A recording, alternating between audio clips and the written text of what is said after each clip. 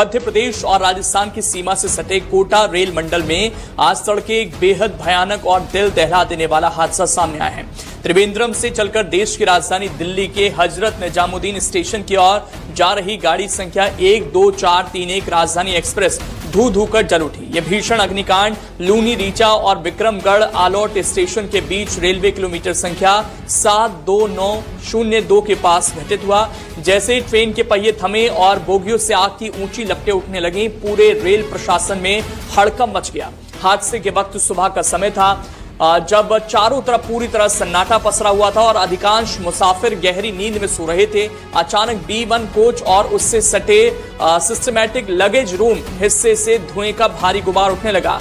जब तक लोग कुछ समझ पाते तब तक जहरीला धुआं पूरी बोगी के भीतर फैल चुका था। दम घुटने और जलने की बू आने पर यात्रियों की आंखें खुली तो उनके सामने मौत का मंजर था।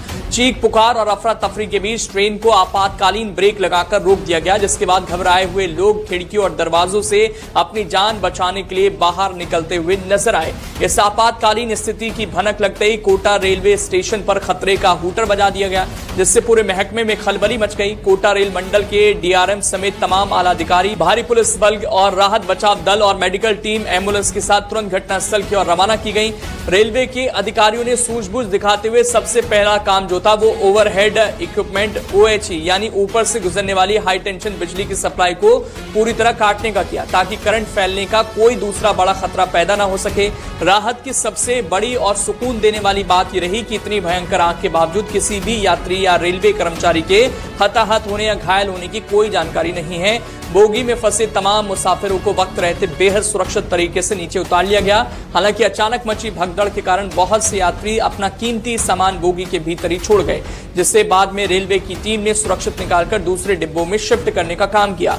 दमकल विभाग और रेलवे के कर्मचारियों ने तत्परता दिखाते हुए जल रहे B1 कोच को ट्रेन के बाकी हिस्से से काटकर अलग कर दिया, जिससे आग दूसरी बोगियों में नहीं फैल सके। इस रेस्क्यू ऑपरेशन के दौरान सुरक्षा को ध्यान में रखते हुए इस रूट पर ट्रेनों के पहिए पूरी तरह थम गए।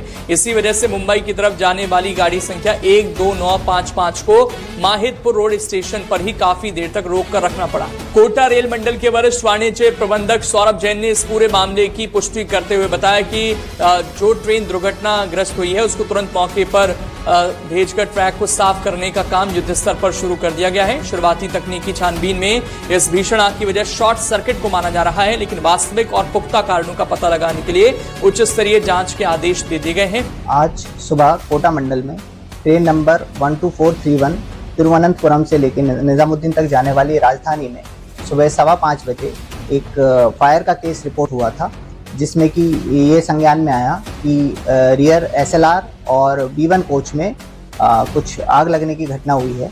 इसके चलते रेलवे स्टाफ ने तुरंत कार्रवाई करते हुए सारे पैसेंजर्स को इवैक्यूएट किया। जो कोच में आग लगी हुई थी उसे बाकी की ट्रेन से सेपरेट किया और तुरंत फायर ब्रिगेड, स्टेट प्रशासन और रेलवे की मशीनरी को इन्फॉर्म करा गया और सभी लोगों ने तुरंत कार्रवाई करते हुए सारी पैसेंजर्स की सेफ्टी इंश्योर करी। इस समय वो फायर को ऑलमोस्ट कंट्रोल कर लिया गया है।